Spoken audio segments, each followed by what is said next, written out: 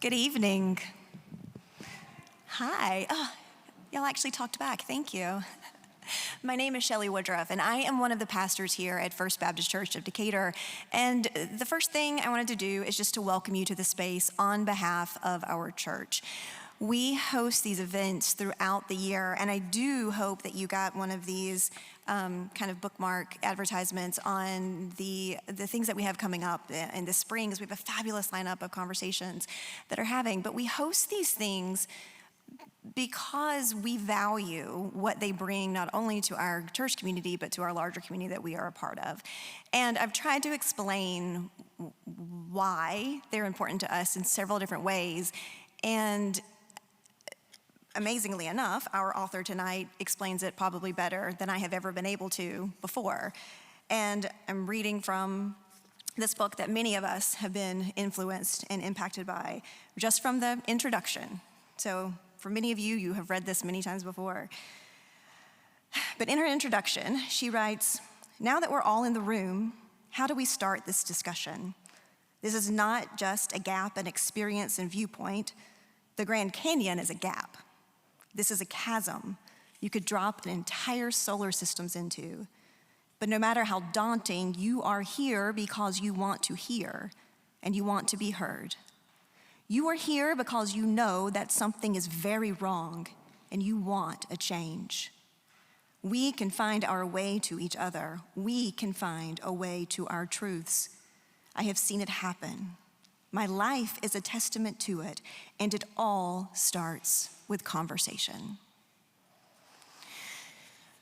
We sponsor these events and we call them conversations because we believe it does just this. It allows us an opportunity to get closer to a truth, to get closer to each other, to some sort of reconciliation and understanding where we challenge ourselves, and yes, we feel uncomfortable, but we emerge as better versions of ourselves, committed to becoming even better versions of ourselves. And so I am grateful that we are going to be present for the conversation that's going to unfold in front of us, because it has the potential to accomplish work just this significant. So thank you for being here tonight to hear our author, Ijeoma Oluo. I also want to point out that we have amazing independent booksellers in Decatur. Please support them. They are the backbone of our community and free speech. And I do want to introduce to you ER, part of Charis Bookstore, who is our sponsor for tonight, to the stage to introduce you to our author.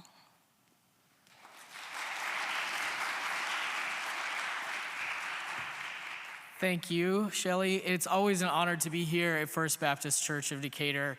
There are not very many communities that hold space as well and as generously as the First Baptist Church does, and it always feels like coming home to be here, so thank you. We are living in a time when it is really hard to have good faith conversations. So the fact that y'all are here on a Friday night with all of us means a lot to me. I'm really glad that you're here.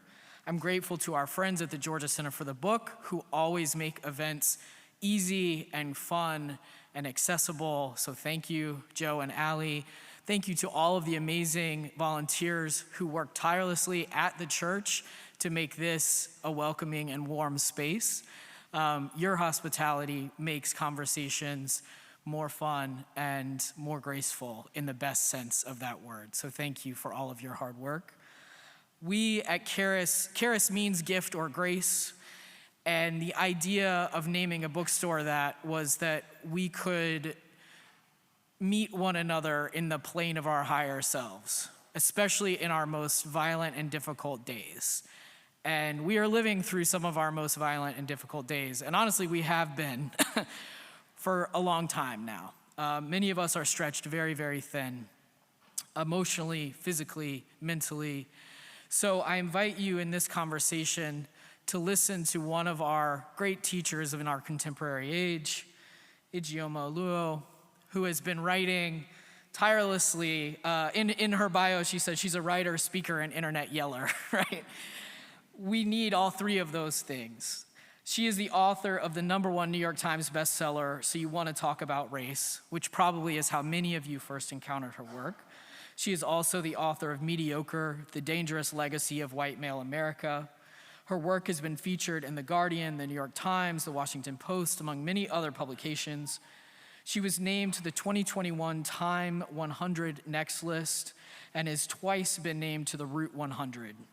She received the 2018 Feminist Humanist Award and the 2020 Harvard Humanist of the Year Award from the American Humanist Association.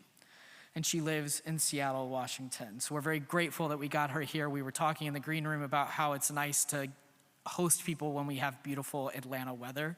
So we put on a good show in Atlanta tonight. This new book that we're here to celebrate tonight is called Be a Revolution: How Everyday People Are Fighting Oppression and Changing the World, and How You Can Too.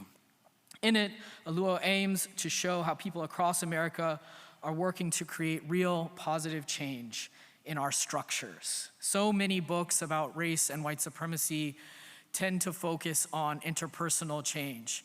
And while that's important, this book focuses on our structures and on our personal responsibility. So if you have been looking for a book that can help you think through your entryways into change, I know you're gonna be excited about tonight's conversation. Ijeoma is joined tonight by an Atlanta activist who Charis has long admired. Oriaku Njoku is a first-generation Black, Igbo, Nigerian-American, Kentucky-raised, queer, fat Southern femme, healing-centered coach living and loving in Atlanta, Georgia. Oriaku is deeply committed to finding joy and pleasure in everything she does, including the work they do as the executive director of the National Network of Abortion Funds. She believes radical love is a core value that can be embodied and operationalized in movement spaces, and truly believes that we can and will create a cultural shift around how we address abortion, and invites you to join her in making reproductive justice a reality. Oriaku is a convener of many conversations online and in person, and sometimes an internet yeller. And so I know that this conversation is gonna be wonderful because of the synergy that we're gonna experience in this room. I wanna let you know just a couple accessibility things. There are restrooms in the back that are not accessible. So there's a gender-neutral restroom on the right. There are wheelchair accessible restrooms back here that are gender neutral on both sides if you need those. We ask that if you are approaching to get your book signed at the end, which we invite everyone to do, that you do wear a mask, trying to keep our authors safe while they travel around the country. And otherwise, we encourage you to just sit back and enjoy the show. The last thing I want to do is introduce you to Nat Skinner, our amazing ASL interpreter. Do you know how to give applause to an ASL interpreter? All right, this is not y'all's first rodeo. Thank you. We're very grateful to Nat for all of the wisdom and skill that they bring, especially to social justice-focused events. Bringing the correct vocabulary is an important part of ASL interpretation, and they always do an amazing job for Charis events. So thank you all once again. Please put your hands together for Ijeoma Oluo and Oriaku Njoku.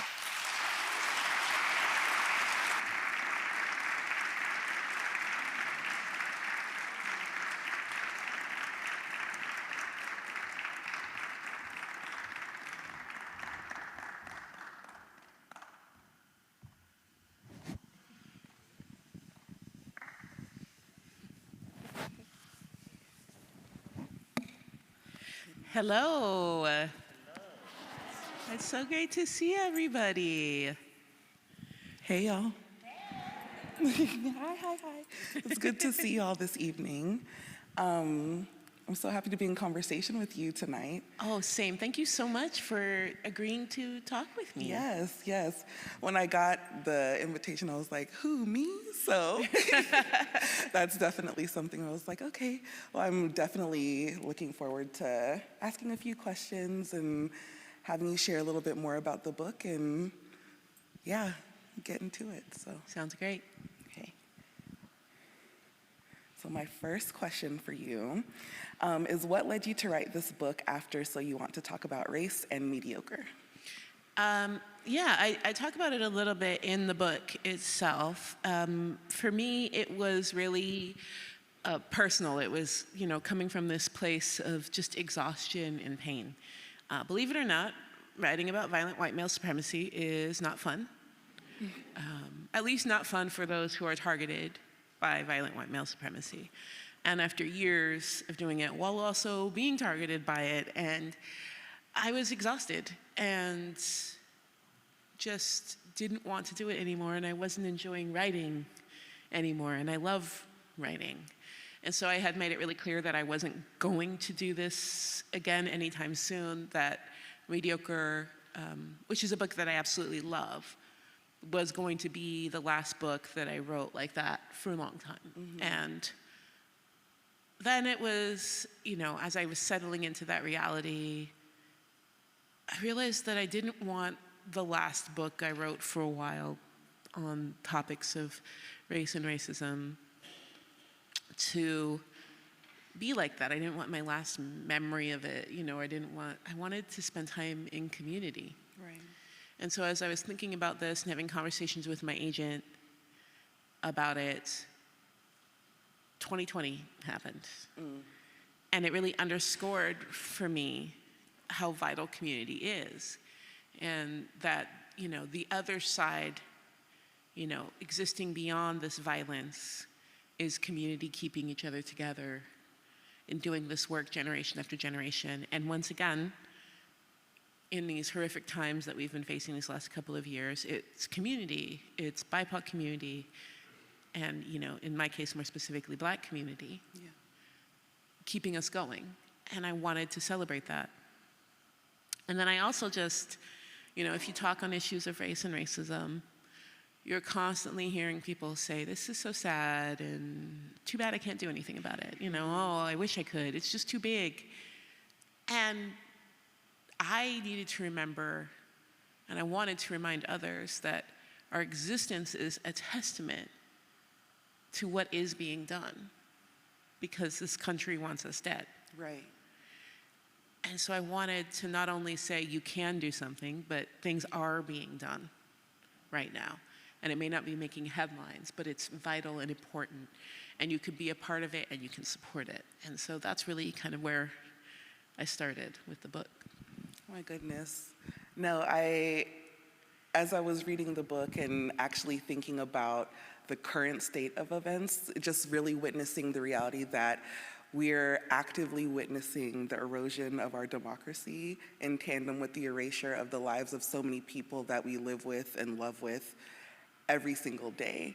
And so being inspired in that way to see the different opportunities of not only how you can be a revolution, but hearing about the different folks in the book and them sharing their stories too, and how you captured that was just so beautiful. And one of the things I was wondering, when you're thinking about the current state of affairs, is how do you perceive the current state of anti-racist activism in America, especially after 2020? I would say the interesting thing, because I think we've been through quite a few different waves, and 2020 was unique in scale, but 2013, 2014, 2015, we saw people suddenly becoming aware that racism exists and is bad and still hurting people, and then people stopped paying attention to it. Yeah. And the reality is that the work continues. The people that were doing the work before headlines keep doing it after. And so for me, the state of actual anti-racist work remains the same. That people are doing this work underfunded, underappreciated, under-resourced, and they're still doing it. The attention on it, the funding on it, I think we all felt that just rise and then fall apart. One thing that did come up quite a bit in my conversations for the book was the risks of being so long under-resourced, of when suddenly there's this huge rush of attention and funds that organizations aren't prepared.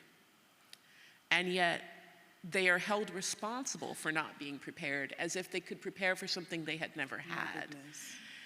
And I do think that that has been deeply harmful in a lot of ways, but also illuminating in a lot of ways. So I was talking to a lot of people saying, I'm realizing the work we have to do right now, is internal, but you still have the external work you have to do. Right. But I do think that that has been weaponized against so many movement workers. What has happened with the broad public attention towards systemic racism and systemic oppression in general since 2020 is no surprise to me, and I don't think it's a surprise to anyone, that that attention just dried up, that a lot of people who were marching in the streets just wanted to feel better, you know? They were shocked, appalled, heartbroken, and they wanted to feel better. And so going out and marching made them feel better. Yeah. You know, watching Nancy Pelosi get down on one knee made them feel better, you know? And then they didn't want to think about it again. Once they found enough distractions, once sports started up again, once all these other things that they could do, they were like, I did my part. We don't have to keep doing it, because the impact of it began and ended when they couldn't escape the news stories of it. And that's not new, but I think the scale of the devastation of what that meant for a lot of people who were trying to get as much done as they could in as short a period of time as possible, or had hoped that maybe we could make change, or believed a lot of the promises that were made, you know, that's real. But it's definitely something we've experienced many times and will experience again. Right. No, working in abortion access, when you were talking about this like influx of energy that comes around the movement, that is something that, you know, folks who are doing abortion funding work are experiencing in real time. You know, this idea of, and I'm mentioning this because you talk about several movements in your book, which is something that I really, really loved. And particularly the area on like gender justice was one that, you know, struck a chord with me. But when thinking about what happens in movements, you know, there are these movement moments that happen where all of a sudden it's sexy. All of a sudden this is the thing that we're talking about. You know, when it came to the reversal of Roe v. Wade, you could ask anyone, even the local activists at ARC Southeast, who are the local abortion fund. If you don't know about ARC Southeast, donate to ARC Southeast today if you want to do something directly to impact abortion funding, but or abortion access in the US. But what I noticed was there were so many people that were really surprised by what was happening. And for a lot of the activists who had been doing this work for so long, it's something that was like, this is not something that happened overnight. This is definitely this calculated attack that has been happening over several years to get us where we are. But what I noticed at the same time was folks haven't been activated in the same way that they may have been around race. So I'm wondering if you have any thoughts or ideas on like the different ways that folks end up getting activated in movement, and maybe why we're not seeing this like groundswell and this uprising around abortion access or reproductive justice in the same ways that we do see around race. I think part of it is, one, what we saw in 2020, a lot of it I think had to do with being at the height of pandemic lockdown. Yeah. Right? You really didn't have a distraction. We've seen just as horrific killings of Black people that didn't quite capture the same level of attention, because you could go to a show, you could go to a bar, you could go to a restaurant, you could do all these other things to take your mind off of it. But we really didn't have that. And I think also for Black people in particular, we're already stretched so thin, it was like a snapping point for us. And I think also you had a lot of people across America realizing, for various reasons in a pandemic, that, wait a minute, I thought my healthcare system, my government had my back, and I don't. And they were all finding that out in various ways. And I think that this was that time to be like, oh, and here's another example of this, that people wanted to join in, wanted to do something. And it was a chance when people were feeling really disempowered to do something. But I would say when it comes, you know, the thing about reproductive, well, I'm not even gonna say reproductive justice, because I don't even think we see people activate around reproductive justice. This is true. This is abortion rights. Yep. Is that people have always wanted to ignore the class warfare aspect of abortion rights.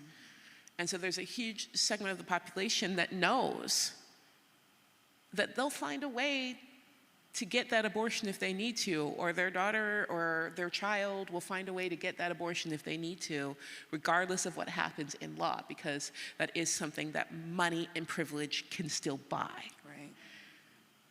And not thinking of it simply as that when you have every other choice available to you, then that's just one thing that becomes more inconvenient. And so we're seeing some more activation as like middle class, working class, white women and white people are seeing that it might come for them. Whereas populations of color, trans people, disabled people have had their reproductive access and reproductive rights limited for decades. Right. That reality that people are afraid of is already here. And getting people to retroactively care about what's been happening, or to see the way in which those seeds were already sown, and to see the connection, especially between things like the anti-trans laws that have been going and trying to define very rigidly what is a woman and what can a woman do. Yep. There is a straight line to what we see now with abortion rights, but people don't want to see that. And so as long as a majority of privileged people can say, I'll still have an option and think it won't be me, we see the same thing with disability justice as well.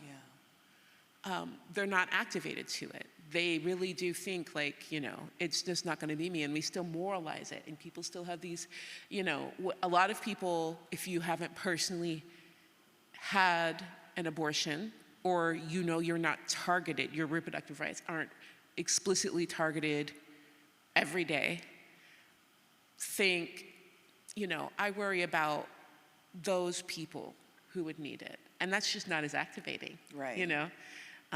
And so I think that that's part of what we're seeing it. And just honestly because, and I wrote about this too, when you're framing something as a choice instead of a right, people, it's not motivating, It's not. When we're not, people think 90% of reproductive rights are just the air they breathe for people who haven't had it taken. If you can afford to raise a child, that you can get the medical care you need for that child, that you can live free of economic violence and interpersonal violence, that child won't be taken from you or killed, or your resources won't be taken away, then you can easily say abortion is a choice. But all of those things I said are rights that are only afforded some people. And for a huge amount of our marginalized populations, those rights have been taken from us. Yeah. And so when we have people saying it's better to look at it as choice, is it free choice? Well, then you can say, I would never make that choice, and then suddenly it doesn't matter. Right. And I think that was a political calculation aimed at catering to whiteness that has backfired extremely. I would agree. I mean, and when thinking about the definition of reproductive justice, we're in a really unique time where this is the 30th anniversary of the phrase reproductive justice that was coined by 12 Black women in a hotel room in Chicago in 1994. And so when they came up with the definition, it is coming from a human rights framework. It's the human right to bodily autonomy, to parent, to not to parent, and to raise your children in safe and sustainable communities. To me, that is baseline of what, could happen and what we could do. So this conflation of, even the founding mothers of reproductive justice, when they're thinking about this idea of choice, they're like, choice for who? What choices are you talking about? Because the idea that people are making choices on this binary is something that is actually not realistic. The choices that folks are making are related to race and gender and the economy and so many other issues that impact the decision-making process of folks every single day. So Absolutely. I feel you on the miscalculation of let's focus on choice. choice for who, you know? Exactly. What choices are we talking about? So, no, I hope, and you talk a little about it in the book as well, but I just wanted to hear it from you. So. I mean, yeah, when we think about the path, you know, to that choice of whether or not to have an abortion, privilege plays a huge part in that path for a lot of people. And so when you're thinking about, you know, if you are trans or disabled or Black and you go to your doctor for any sort of contraceptive care and they don't listen to you, and maybe the pills they give you make you sick and they think that you're lying or faking, which happens, studies have shown, to Black people all of the time. And disabled people often aren't even given that choice. And then you can't escape economic violence, exploitation in your workplace, interpersonal violence. You can't call for any sort of protection from that. And then you end up pregnant and they say, oh, it's your choice whether you have an abortion or not. There were so many other things, so many other quote unquote choices taken away in that lead to that space that we ignore. And then we say it all boils down to this one final thing. And then of course we demonize populations for what choices they do or don't make, as if they are the ones that had tossed out all these other options that other people have. But people don't think about that. And even when we like watch movies about like, you know, will this person have an abortion or not? It's such a, you know, I think about like that pivotal episode of Maude, like one of the first television episodes talking about abortion. And I mean, it's a really good episode for the time. We're talking about the 70s and a woman in her late 40s finding herself unexpectedly pregnant and deciding, no, I don't want to. But also when you think about like the level of privilege to be a middle-class white woman, you know, securely married, and knowing that like this is about whether or not it fits in with your life and not, you would love to be able to make a particular decision, but you aren't safe. Yeah. You know, you would have loved to have made a different decision years ago, but you could not. And we still like just limit it to that. Like you had privilege and a thing came and it interrupted that privilege and then you get to make a choice, versus so many things were decided for you that shouldn't have been. Right. And then we call this one aspect of it. I mean, to me, all of this is definitely part of this wild ecosystem of oppression, you know? Whether it's interpersonal, it is systemic, it is on multiple levels. And I'm wondering, you know, just from your standpoint, like what can we do about these systems of oppression? Like what do we do? I mean, I think there's a couple of things, right? So one thing that was really clear out in the book, and a lot of people I spoke with who was as well, is like we have to be really aware of when we're enacting harm reduction and when we're actually doing revolutionary work, because those are two different things. They are both important, but it's dangerous to mix the two. And so when it comes to looking at these different laws that are being passed, whether we're talking about all of these horrific laws, trying to make sure that our students aren't safe in school and aren't, you know, seeing themselves represented in studies, and we're not learning any real history, you know, or, you know, looking at reproductive rights, looking at disability justice, all of these things, there is harm being done, and that harm needs to be fought and reduced where it can be. And then there is the reality that the work that will actually serve us and meet our needs really can't exist within these systems. Right. And so what I tried to do in these discussions for Be a Revolution, well, at first I thought I would be talking to a lot of people working in systems, and then I realized, no, I'm not. Because they're not doing the work. And even people who had at times, they were like really clear, like, yeah, I'm not doing the work there. it's really important to recognize what is being done. The truth is, you know, I've said this a lot, we don't suffer in silence. We have been finding solutions, trying to find solutions, and working out ways outside of established systems to meet our community's needs. And if you want, you know, to be really impactful in your help with fighting the suppression, first and foremost, I would say, one, measure out your privilege and say, where can my privilege be used to absolutely, you know, support some harm reduction in the systems that are more likely to listen to me if you have any sort of privilege with regard to the topic being discussed. But then when it comes to like where your money goes, where, you know, your support and uplift goes, it has to go to the people who are doing the work outside of the systems on the ground. And they exist in everywhere we exist, they exist. Yeah. And they're doing this work getting, you know, 2% of funding available for the particular issue that, you know, and they could just really use help and support. And so I often tell people, like, you can literally Google this. Like, you can Google for your area where you live, pick a topic, pick one, and say, I really care about this, and then try to like get as grassroots as possible. We exist in social media, we exist in all these spaces, find support, you know, it should be community-led. It should look like the community that it's trying to provide services for. Yep.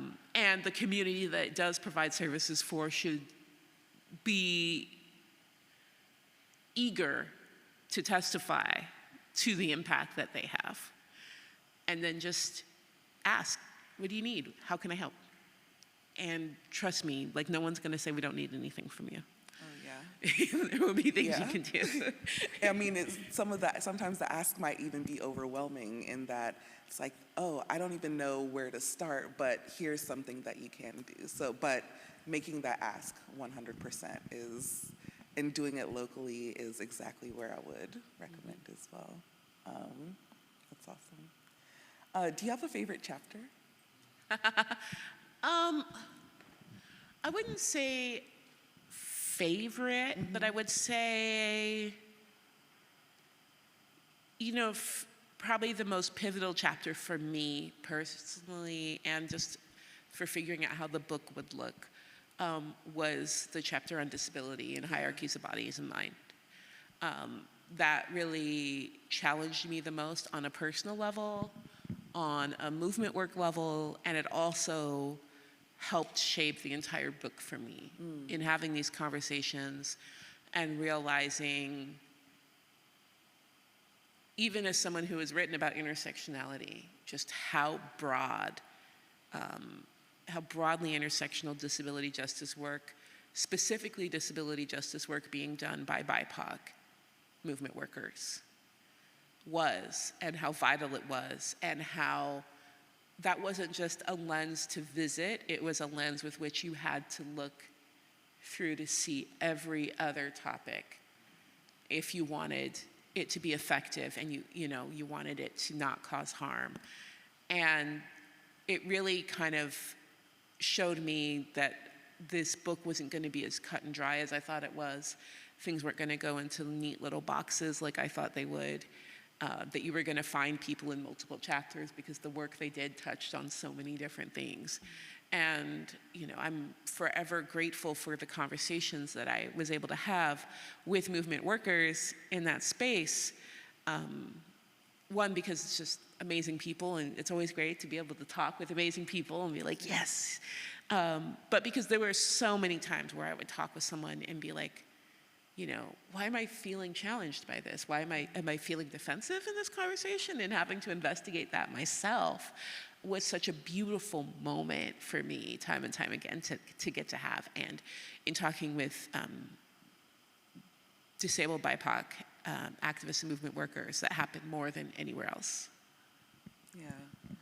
No, I love an opportunity. That's something that often gets missed, I feel like, is in making sure that we're including folks who do disability justice work in all of our movement work. It gets missed far too often. And so as I was going through that section as well, I was like, ooh. I mean, there were moments that I was reading and I was like, ooh, I gotta check myself. Not only check myself, but also really think about like how I'm showing up in the world in relationship to my own ableism and my own disabilities at the same time. So that is definitely a chapter. Definitely a chapter to read. This is a different question, really speaking to people being activated in this particular moment. And so I would wonder, like, how and why are people becoming activated, if you have any anecdotes around that? Yeah, I would say, I think that we all have, and even in conversations, I think so many of us, we have these moments, right? These kind of watershed moments in our life that tell us we have to do something. Because we're not born informed about how these things work. We're constantly fed this messaging that the way things are the way things should be and the way things will be forever. And it's the best that you can hope for. And then we have these moments that tell us, no, this is actually untenable and it must be fought and it can be fought. And when and how that happens varies for a lot of people, and a lot of times it also varies based on your privilege. But it happens for everyone. And I would say that those moments are occurring in different spaces all of the time. And they're usually moments that shed light in a deeply personal way of the way injustice looks to you or to people you care about. And then it also will shed a light onto the systemic aspects of it. And that's usually the thing that activates people. It's no longer one bad thing happened to one person or one person did something to another person. And that's the difference between saying, I want to get this cop fired and I want to abolish policing, right? And so we're in a moment like that right now. We're in a moment where there's a genocide happening that the US is funding. And it is shedding light for a lot of people in very different ways, depending on where they come from, what their privilege is, but it's showing people not only, what anti-Indigenous violence looks like, what this global racist colonial system looks like, but also how clearly across party lines our representatives don't actually represent us. Well, when we have the vast majority of the US population saying they want this to stop, and we have representatives literally accusing us of being Chinese plants and Russian plants, both at the same time on the same day. And it's having people look deeper, right? And the connections being made to what is killing Palestinians en masse, to why we have protesters in Atlanta being charged with RICO charges right now. Right. For trying to fight for our environment and the forests and for Black and brown communities. And there's a direct connection between the two. This is a watershed moment for a lot of people. And 2020 was a watershed moment for a lot of people. And realizing like, oh no, it actually is connected as to why cops feel like they could kill a man in broad daylight while being recorded, and why our government doesn't care how many disabled and poor and working class Black, brown, and Indigenous people die in this pandemic, right? Mm. There is a connection. And so those are the moments that really activate people. And the thing is you actually can't come back from that. And we see powers that be try to, right? We're seeing like these laws right now are an attempt to unlearn, like where they're literally trying to go to schools and be like, is there any way you can unlearn systemic racism? Imagine.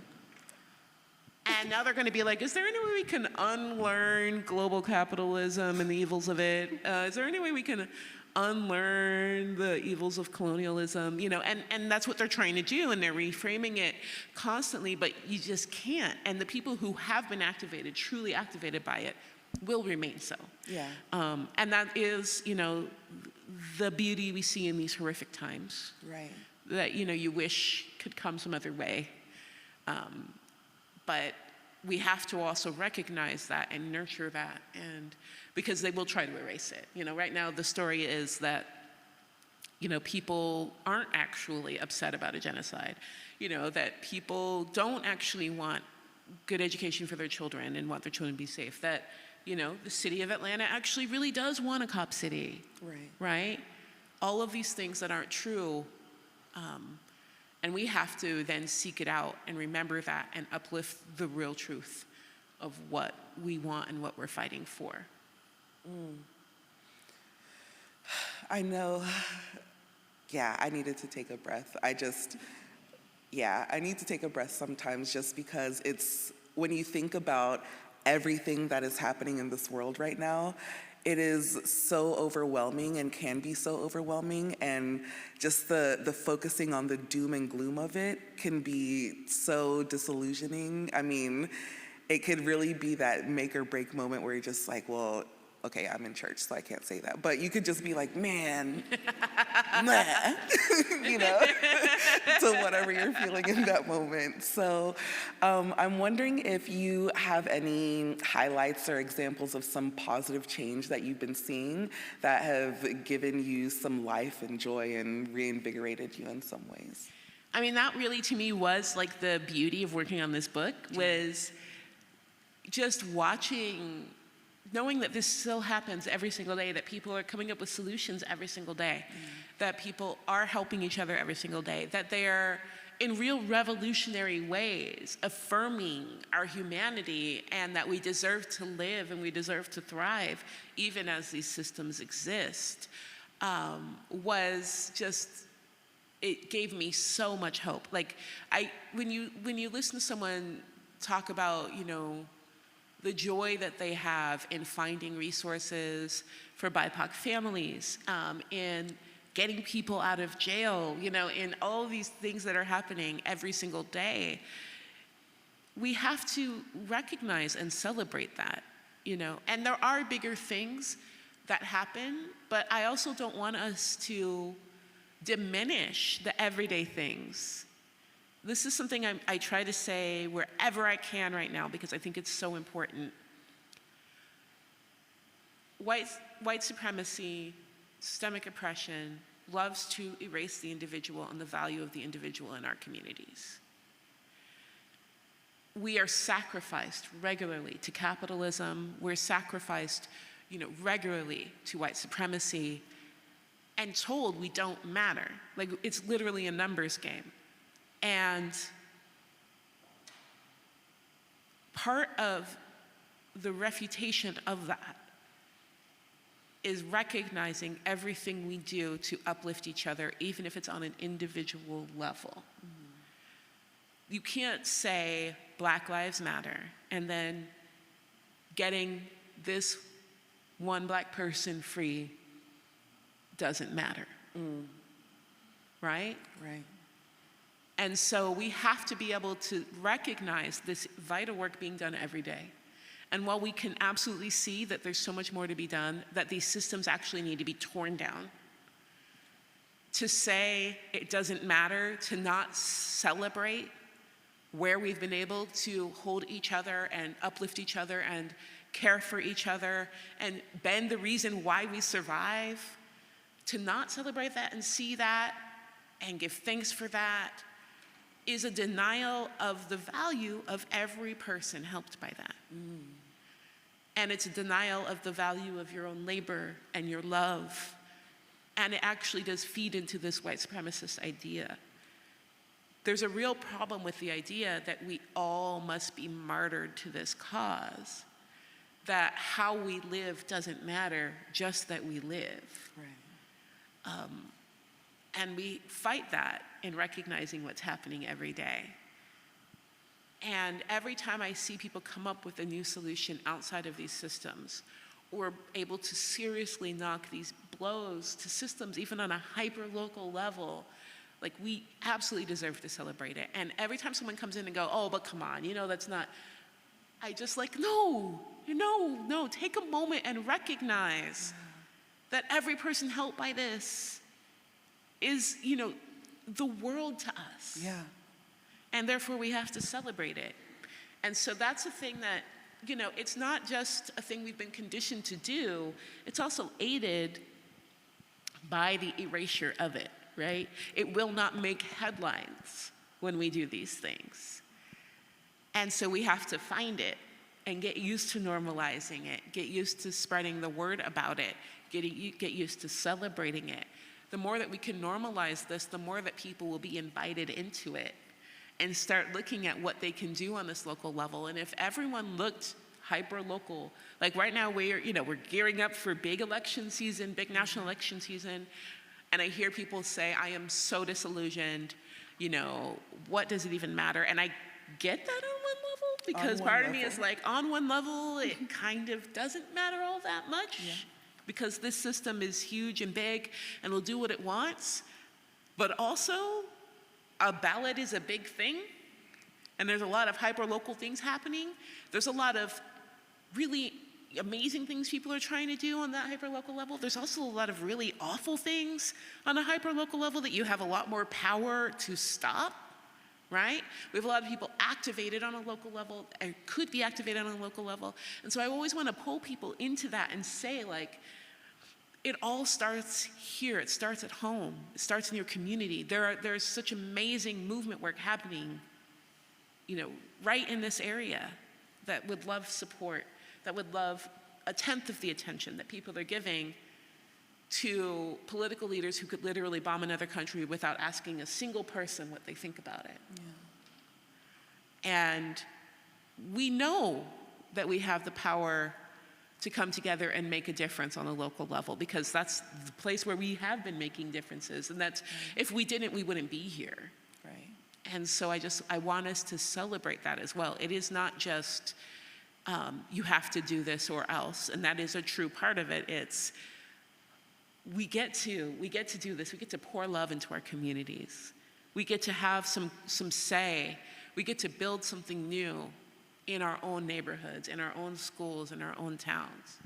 That is the part that is the most exciting to me, understanding that a lot of these rules, a lot of these laws were never intended for people who look like us to even thrive. We were not even in this conversation. And so this idea of imagining a future that is so much more than what we're experiencing here today, but also not forgetting where we came from and how we got here. That's also the other part of it, is like, yes, tear it all down 100%, because it is a hot mess.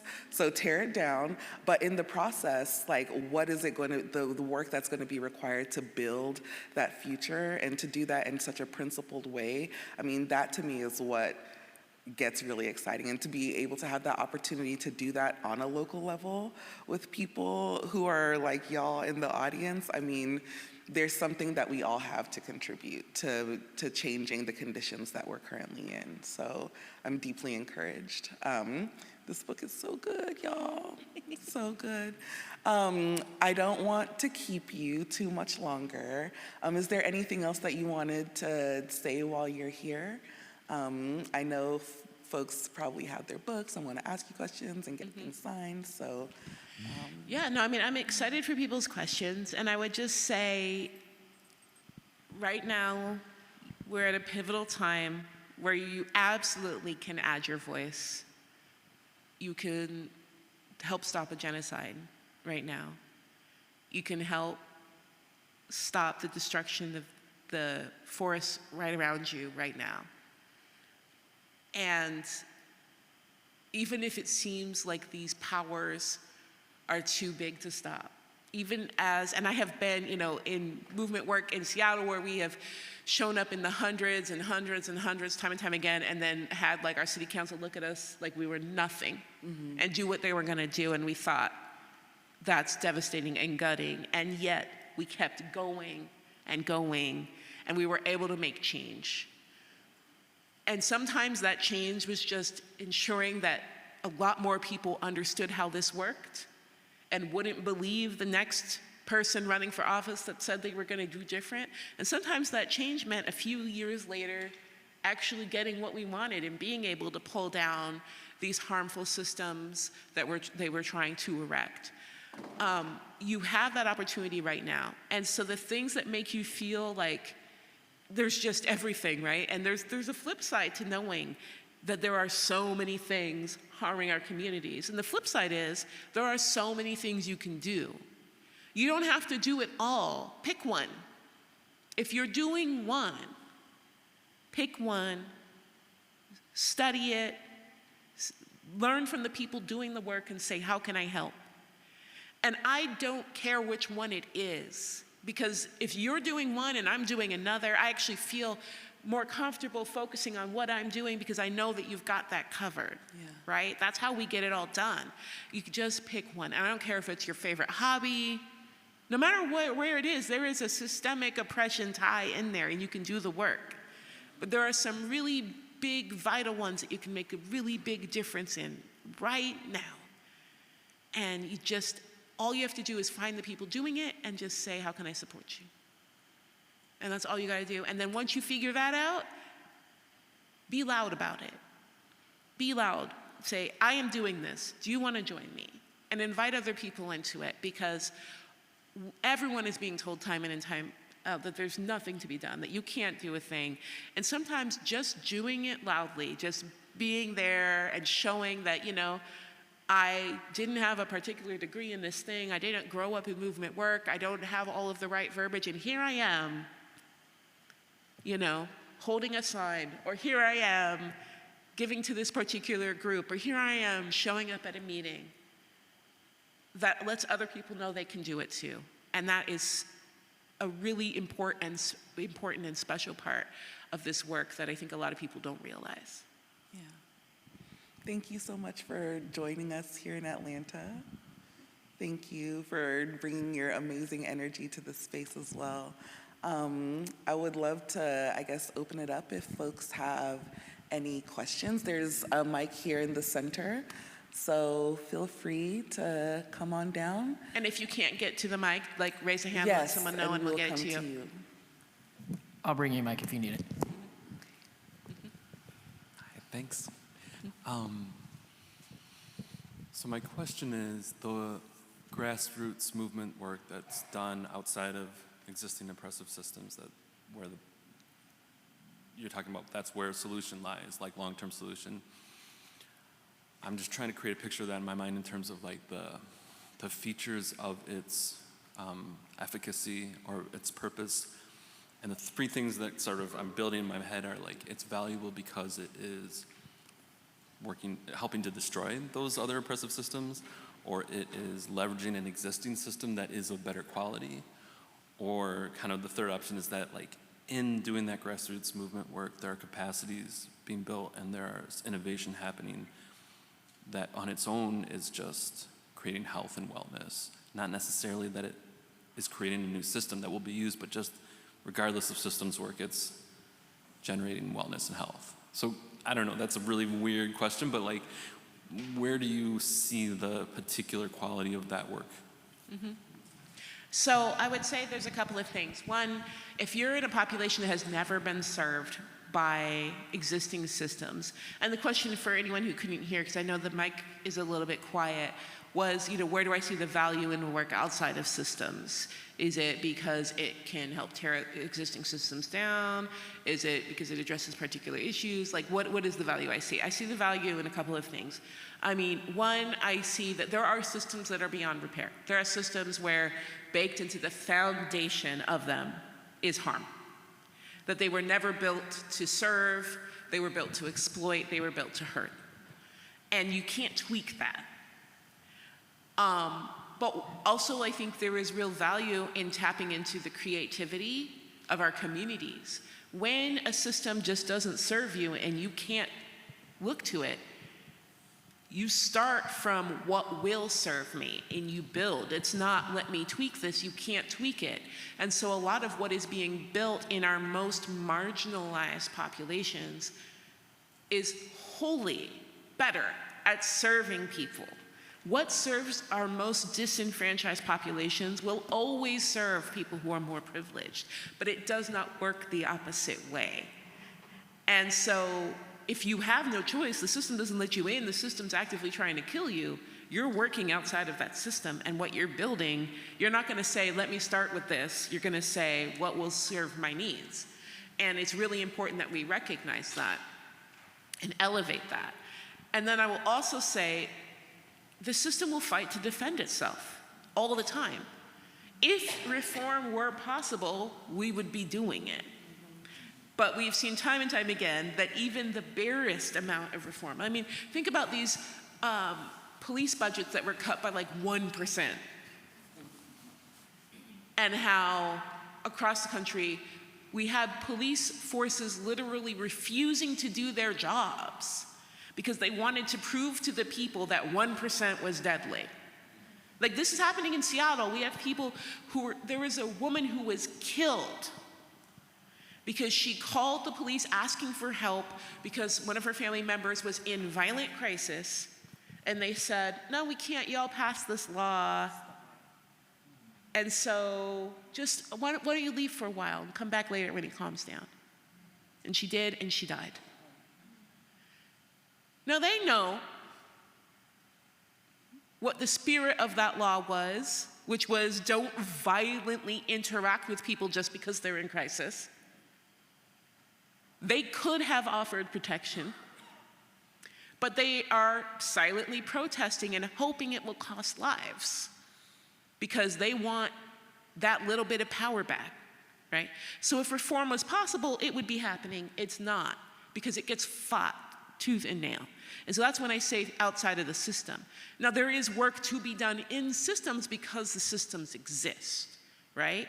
So I want policing gone. And I want restorative justice in its place. And I want care and community care in its place. While it exists, while we're building alternatives for our communities, and yet while this exists, someone also has to be saying, what can we do to stop you from doing as much of what you're doing right now? And so that work has value, but it becomes dangerous when someone goes, you know, instead of abolishing it, what if you add body cameras?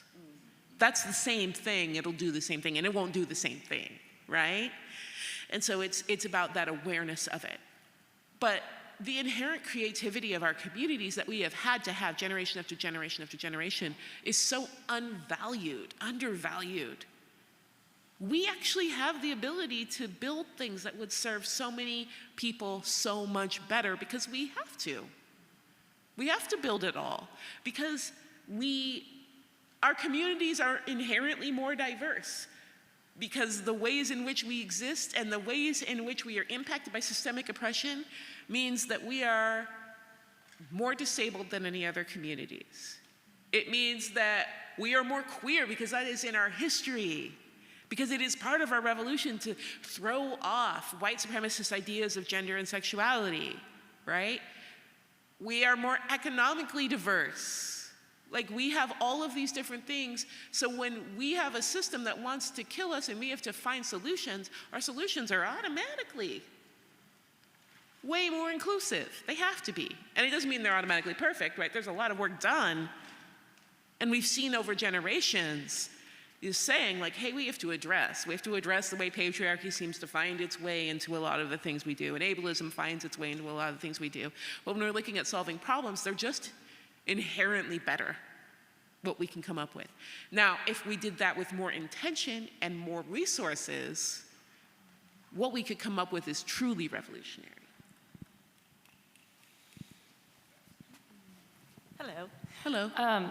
If it's okay, I have two questions. One is simple and one is a little more full. I was wondering, what do you feel like it means to live an integrated life of social justice? Because I feel like sometimes, it's like, we work our 9 to 5 and then like on our day off we might go do this, and it kind of sometimes feels like social justice is like a Lunchable, where it's like this section is social justice, this section is work, this section is like family or whatever.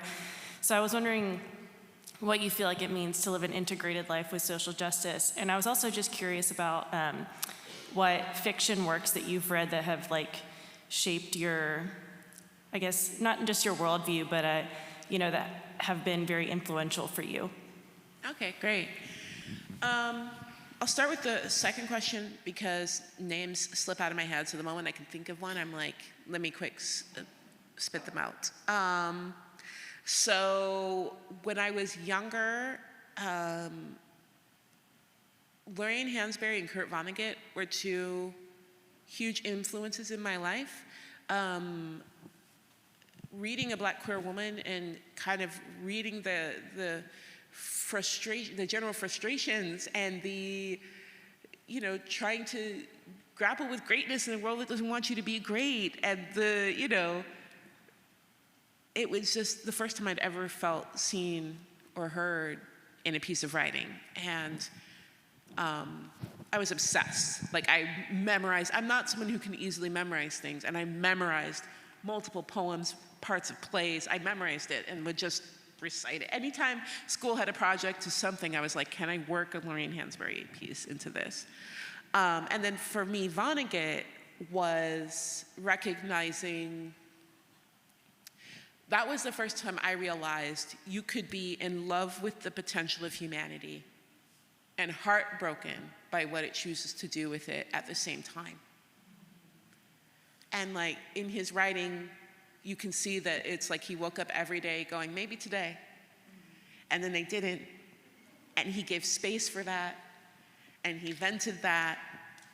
And he went to sleep and woke up and said, maybe today. And there was something so beautiful about that, that it was worthy of putting down on the page, that still sticks with me. And so those were huge for me.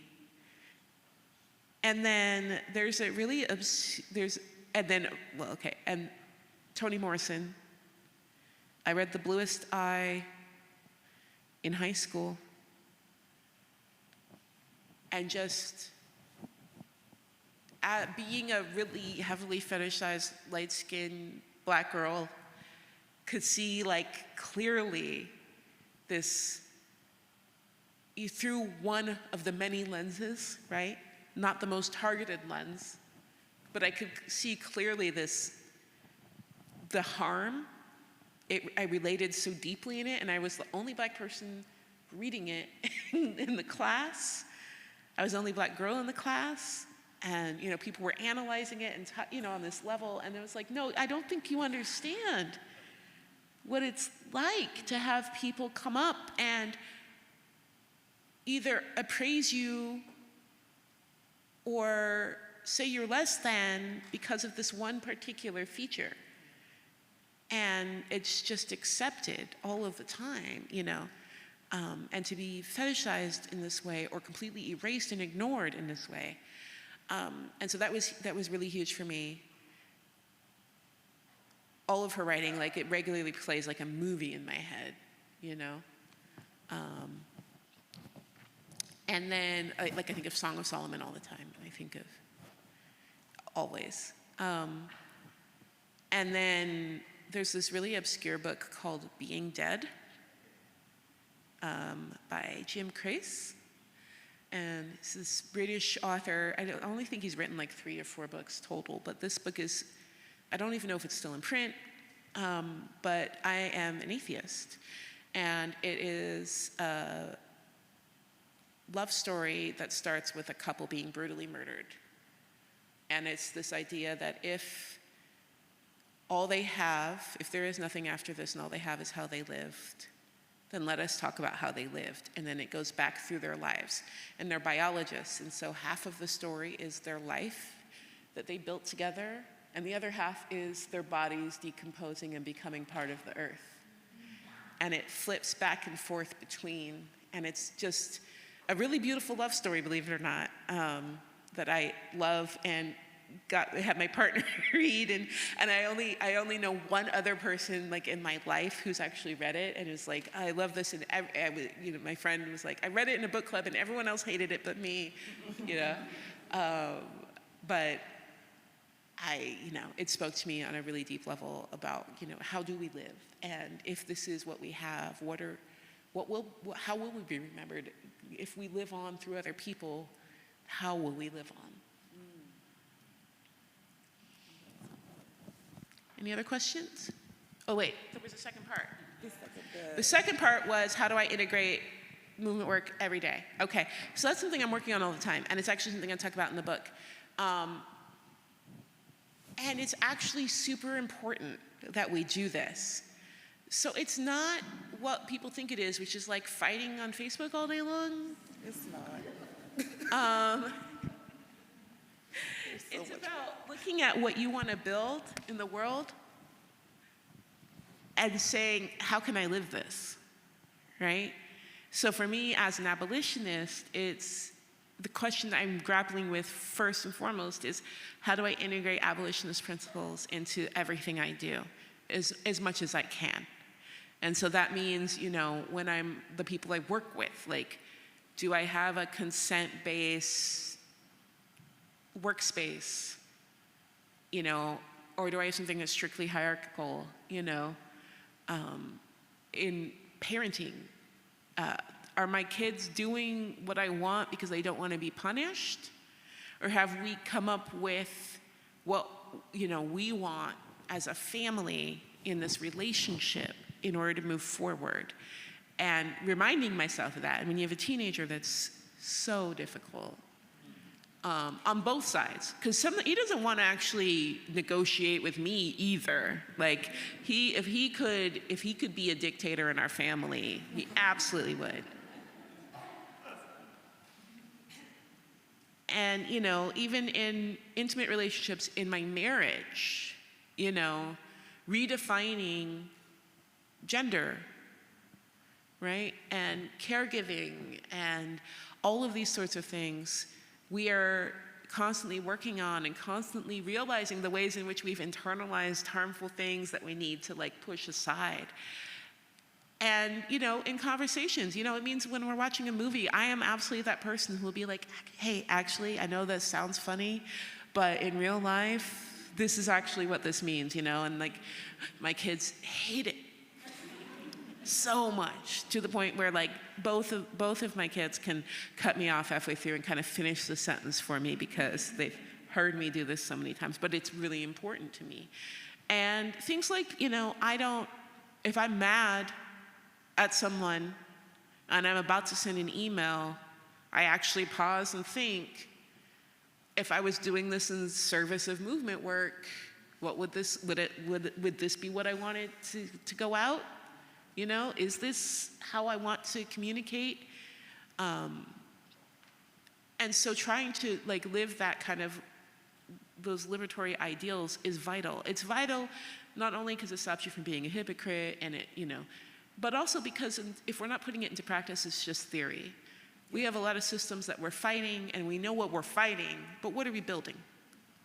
And if you don't know that and you're not practicing it day in and day out, you're not gonna, if everything else in your life is strictly hierarchical and you think you can punish people who make you mad so that they'll never make you mad again, and then you step into movement work and suddenly you're supposed to know how restorative justice works, you know? That doesn't happen. And we see that, and I run into that every day where I'll see people, you know, unhealthy conflict resolution is one of the main things that will destroy movement work. Yeah. And they'll say, we don't know what happened. We don't know why you couldn't move through it. And then you'll hear someone talk about, oh, I broke up with so-and-so, and so I made sure no one ever talked to them again, and blah, blah. I'm like, well, okay, well, so maybe that's why. Maybe because you suddenly weren't able to turn on social justice when you got upset in this space. And so living it is really, really vital. No, I would say as someone who does movement work every day, or, you know, it really is a practice of like living liberation now. I like to think like if we were in this place where we thought everything was how we wanted it to be in that liberatory space, like what would our relationships look like? How would we be in right relationship with each other? How would we navigate these things and these conflicts and the tension as they arise? How would I want to show up as my best self? I got an email last night that I was like, you know what, I'm gonna let my future self handle that because I need to come from a more grounded place and give myself time, you know? It is definitely a practice, though, for sure. And that's a really great practice. And it's something like when I'm workshopping in a space, especially like in schools, you know, I'll say to students, imagine you're there. Imagine you showed up every day in a space that was designed to educate you. to give you the knowledge you needed to be a full part of society, to make meaningful connections, to feel empowered, to understand your history, to feel equipped to follow your passion, what would the classroom look like? Like, what would the chairs look like? What would it look like in the books that you're reading? What would you feel compelled to say when you raise your hand in class? Would you raise your hand, right? I'll envision this, because there are parts of it you can do now. And in envisioning it and in trying to enact it, you will understand what the specific barriers are to it that you need to tackle. Because a lot of times there are small things stopping us from making every space that we're in a little bit more liberatory. And because we actually don't know what that liberation looks like, because we haven't tried practicing it, we just have the one day, the someday, we don't actually get to remove those. And it's always a fun thing to do in schools, because there's always, students are so creative. Like, young people, it's so much easier for them because they're still in that, well, if I don't like it, it shouldn't be phase, which is a great phase that we should try to keep people in. And so the little things that will suddenly, they'll blurt out, that are so simple, that could mean so much. And if there's teachers in the room, they're just like, what? Like, what? I had no idea. It never occurred to me that I could do that. And so we get to do that every day, and it's not perfect. It's in the troubleshooting, actually, that you find some of like the most amazing ideas. But it's really amazing and fun to get to do that every day, and to know that you can have pockets of liberation right now. Yeah. Yeah, I think that's the work. There was someone, I was at a convening recently, and she was like, we were talking about reproductive justice, and she's like, we may not be able to achieve liberation, full-on liberation, but we can experience liberatory moments in our lifetime. And so that is something that I've been carrying with me, is like, what are those liberatory moments where putting all these values that we have into practice, what could it actually look like? Let's just try, you know? You're not gonna know unless you try. I think that's a beautiful place to wrap up. I didn't want to interrupt you, though. Oh, definitely, last word, go ahead. If there's anything else I am done. Oh, wait, but we have a question back here. Okay. Let me bring, wait, let me bring you the mic. All right. No, but other people can't hear you, though. Hold on. First of all, I want to say thank you, for everything. I've read, so you want to talk about race. I teach at APS. I teach nonfiction writing and social studies. I love it. And so if I can build on, knowing about Black people or people of color, it's not a one-off. It's not a diet. It's like a nutritional shift. So you could either do a diet for 30 days, 90 days, and look for the end goal, or you can be like, I'm changing everything. And so my ask is just to build on, you have to know some Black people to know about Black people, or know people of color, or know Indigenous people, or people with disabilities, or people who are different, sexual orientation. What does that look like? Getting super uncomfortable. It might look like going to a Black church. It might look like going to an area that you've never visited. And that's my thing. That's what I get from your talk, your books. I talk to my students all the time about that. We talked about Tuskegee Airmen today. What does that look like to go fight for your country? And you're flanking bombers, you're running defense, you're not even the QB. You're doing all that, and you come back and you don't get the GI Bill. You come through the back door, you sit in a different section, digging deep. And so, again, thank you again for your talk. I love it, both of y'all. And anybody else out there, I'm not trying to talk at you. I'm learning from my students every day. I'm asking that you learn with us, all students. If you want to get to know somebody, be with somebody. You can read about it, and that's awesome. Yeah, that can build upon if that's your experience. But if that's not your experience, you're going to have an experience. Thank you for that. And I think it's, to add on to the truth is when we're talking about education for kids, our BIPOC, disabled, queer, and trans students suffer the most on this assault on real education, but no kid is getting a good education in a space that does not want to tell the truth about our history, our contributions, and how the world works. And it's not just, oh, they don't get it. It's your children are growing up in a rapidly diversifying world, in end-stage capitalism, in environmental collapse. They need to know how the world works. They need to know how we got here. They need to know how to build meaningful connections with other people. They need to know how to learn from people different from them. They will not be able to survive this. There is no normal that anyone's going to be going back to. And if you want your children to be equipped for the future, like, this is vital for everyone. And it's like, I don't actually, it's so interesting to me because I grew up in Seattle, so I understand a lot about whiteness. And my mom is white. So, like, there's a lot of times where I'm like, you can't fool me. I know what you're doing. But the one thing I don't know is what it's like to, like, be a full-grown adult and realize systemic oppression exists. To be a full-grown adult and realize you've been racialized. Like, that, I can't wrap my head around it. And I have people in their 40s and 50s come up to me, tears in their eyes, minds blown, completely, like, everything I thought I knew is a lie. And it's real, and the heartbreak is real, and the betrayal is real, and I have no reference point because, as a baby, I wasn't given equal care, Don't sign your children up for that because it's gonna get worse. There will come a point where no one can escape this. Eventually, this comes for everyone. And us staying divided and unprepared and uninformed will hurt absolutely everyone in the end.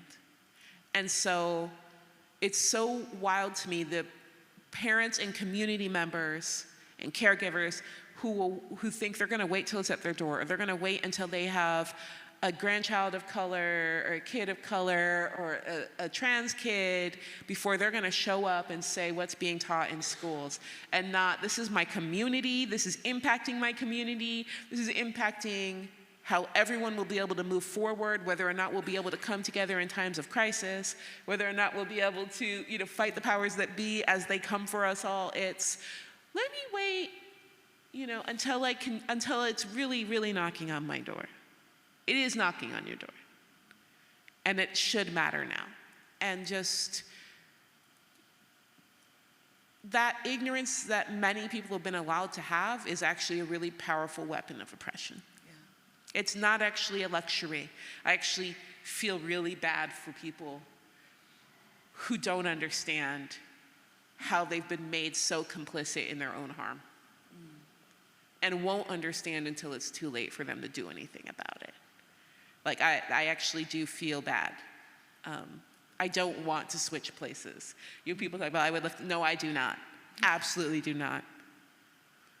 I like knowing what's happening in the world because I can feel empowered to do something about it. I don't want to be taken by surprise. I don't want to feel like there's some omnipotent power deciding whether or not I get services or have human rights. And so understand that you're not, when they try to act like they're passing these laws for the comfort of our children, for one, it's not about your kids. Kids actually really love knowing how the world works. It makes them feel a lot safer because they have access to the news, they have access to the internet, they're seeing things happening. And when you're not telling them why, they're coming up with their own theories, and those theories are terrifying. And them understanding systemic oppression actually makes them feel safer. Like, oh, it's not random. I'm not gonna be randomly targeted. There's a reason behind it. Yeah. And therefore, there's a thing that can be done about it. Yeah. And not there's a boogeyman called systemic something that's gonna come get me one day. It's important to understand that and really push for that. this can no longer be like the emergency of what is happening in schools across the country is so crucial, and it's so disappointing to go to school board meetings and see no one there up in arms about it. And to see people not voting for school boards and not caring about these positions until after some weird bill gets passed or rule gets passed that causes deep, deep harm. So you can do it, and you must. And your kids will thank you. Your community will be stronger. The more that we know about these things, the more empowered we are, the better we are able to connect with people. It's not divisive to know about systemic harm. It's not divisive to know about how we've participated in harm. The division already exists. It's just the entire weight of that has been on the shoulders of those oppressed. Recognizing it, saying, let me take some of that burden off your shoulders, let's work through it, is actually the thing that brings us together.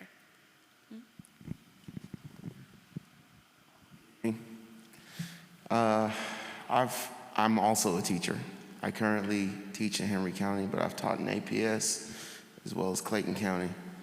And one thing that I've noticed is, as a teacher, it's since the pandemic, when we were shown, we've always kind of known as teachers that we're just glorified babysitters. We've known that. We've lived with it, we've dealt with it. We've tried to make it education, and yeah, it's all about the kids and making sure they learn.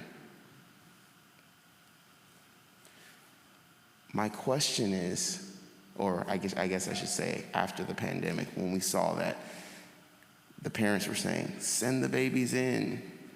Okay, well, what about the teachers? They don't have a vaccine yet. So what do we do about them? Oh, they'll be okay. We have families. So on top of not being paid what we're worth, now we're just cannon fodder.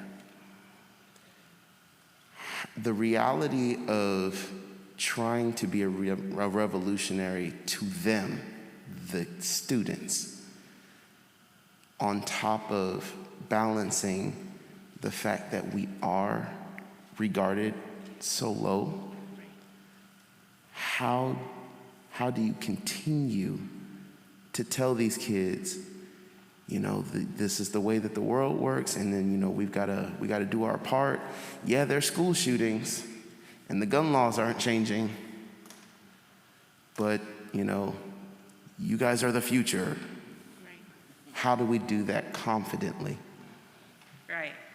That's a great question. And I would say that when I was talking with educators for my book, that was surprisingly, in a way to me, the most disheartening set of conversations I had.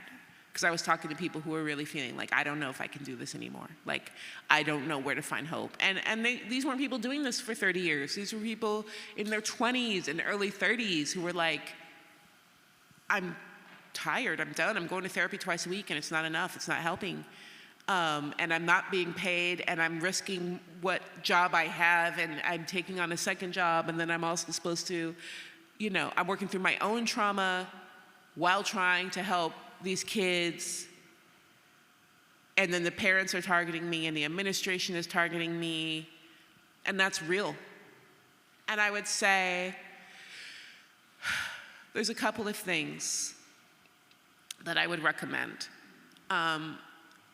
One is, it's really important, if you want to just find an effective way to make a difference with young people, I found, is activating their own personal power even within their classroom. So they feel really scared, and they're seeing these systems, and they're seeing things like this. They're seeing the school shootings. They're seeing all these elections they can't vote in. They're seeing all these things that are happening. And they're really thinking, adults are failing us time and time again, and we can't do anything about it. And some of the most effective work I've been able to see educators do is to say, okay, you know what? You can't do anything about that right now, but you can have a lot to do about how this classroom functions. So let's talk about it. What do you want to see in this space? How do you want your peers to feel in this space and move through this space? And whether that's looking through like school rules and showing, like I've seen teachers, my son had a teacher who went through all of the different school rules and said, here's what they are, which ones do you agree with, which ones do you not agree with? Here's how we actually would bring this up. Here's how we would have conversations about it. Here's who we would talk to at administration. And like they actually had conversations about things like dress codes that were very racially coded in the school, even things like food availability and options for dietary needs of students. And they were able to learn, like, okay, this is how I gear up to be able to make change, right? A lot of what we're trying to teach our young people, I think that gets undervalued by administration and by parents, is how to be in society together, how to work together to shape something better. Instead, we're told to prepare our students to fit into this awful system we have, and that's really harmful.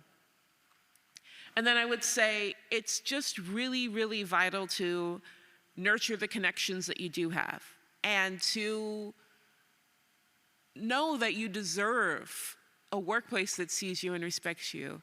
Because I've been brought into so many schools, and it's so wild to me how often the schools only want to address what happens to students. They don't even want to talk about staffing. They don't want to talk about BIPOC staff or disabled staff and how they're faring, what they're hearing in the teacher lounge, what sort of like battles they have, and it doesn't get talked about.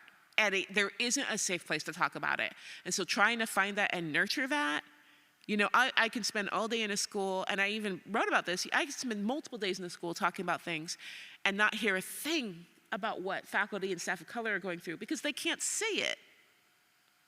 Because the people that are responsible for how they get through the day are right there. And so, talking about how we build those spaces, building connections with parents who also see it and are being told that what's happening to their students doesn't exist can also be really helpful. And so on a broader like movement-based perspective, where I've seen faculty that really cares about these issues able to team up with parents and create space that kind of cancels out that gaslighting and they can create mutual support has been super helpful. When it comes to students, it's being honest and saying, yeah, you know what, I really can't affect all of us, and maybe I can't redesign a whole new revolutionary curriculum, but I can show you this, or I can just teach you how to learn, right? A lot of times when I'm talking to educators in states that have these wild, really vague laws about what can and can't be taught, the one thing I always try to remind them is they can't make it illegal for you to teach kids how to learn. And some of the most important things that you can do is teach them how to take in information and discern.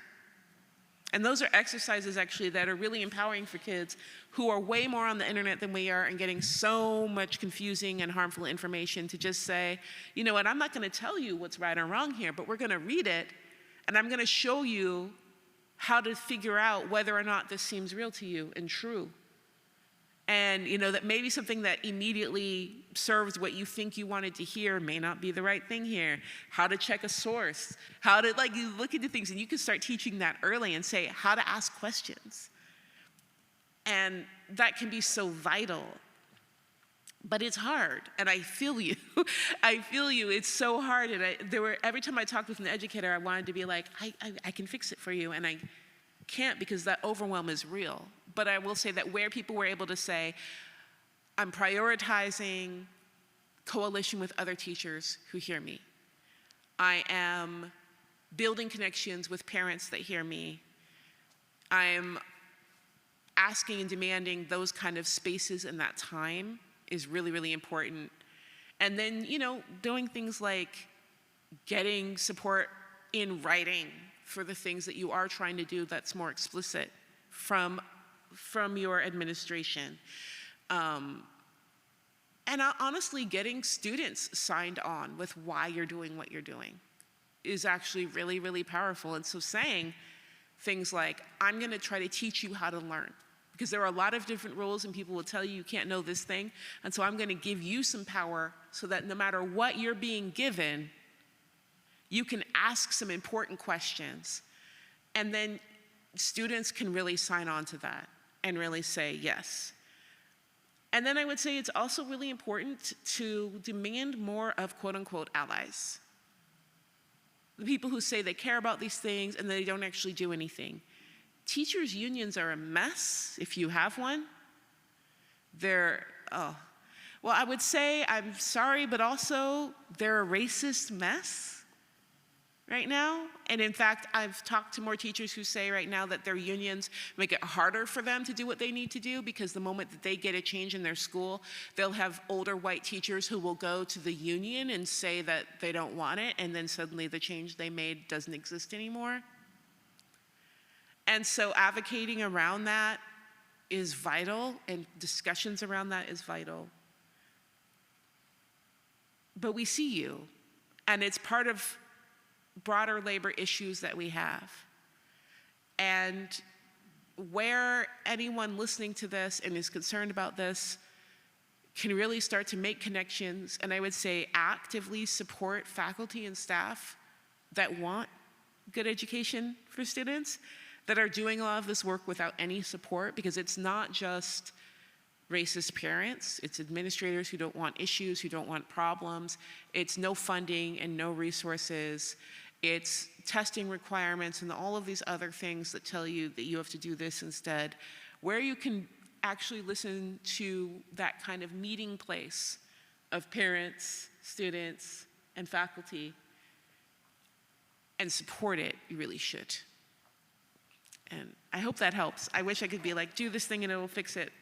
But it is a real hard mess, and I see you and I hear you. And every time I go into an education space, I'm hearing from educators, especially educators of color, who are really just trying for their own health to figure out how long they can keep doing what they're doing. And that's real.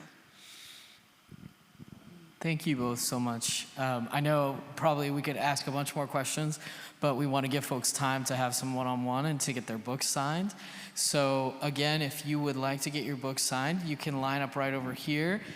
We do have masks at the table. If you don't have one, you can grab one right as you're approaching. We're going to give you sticky notes so that you can write your name as you would like the book signed, whoever you would like the book signed to.